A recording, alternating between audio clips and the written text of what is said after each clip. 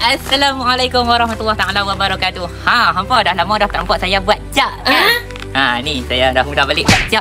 Jadi bukan kita nak cerita buat jak. Kita nak bagi tahu lah, malam ni kami ada majlis macam apa? Ceramah sikit lah. YB kita nak turun malam ni.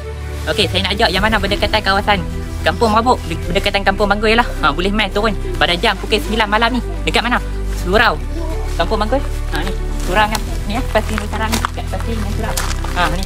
Apa mai tengok ni. Ni kawasan ni. Kawasan ni. Ni kawasan ni ni depan sini kan. Depan sini saya nak abang. Depan sini kami buat makan dalam surau. Okeylah.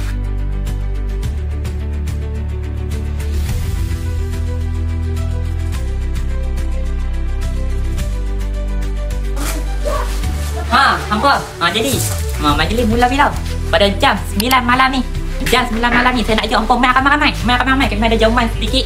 Mai kan ramai-ramai. Korang-korang 30 orang pun tak apa. Mai je. Kita nak ingat YB kita nak turun malam ni. Kita bagi tazkirah sedikit lah. Pada sampai siap lah. Sampai siap dekat mula pada jam 9 malam ni. Dekat mana? Dekat surau Kampung Bangui. Ni pasti. Ni pasti. Sini surau. Jom hampa tengok ni kawasan ni. Kami ada kawasan ni. Kami main makan. Kami buat tempat jamuan makan. Jamuan makan malam ni. Jamuan makan malam ni. Kami dah siap dah prepare dah. Tadi. Ni majlis kat mana? Dalam surau. Jom. Mai sini. Ni majlis dekat sini lah. Ni majlis dekat sini lah ni. Kami akan buat lepas mayang isyak lagi pada jam pukul 9 malam. YB kita nak turun. Mai kita main ramai-ramai dekat mana? Surau Kampung Bangui Mabuk. Treatment saya pada Share for Nugget.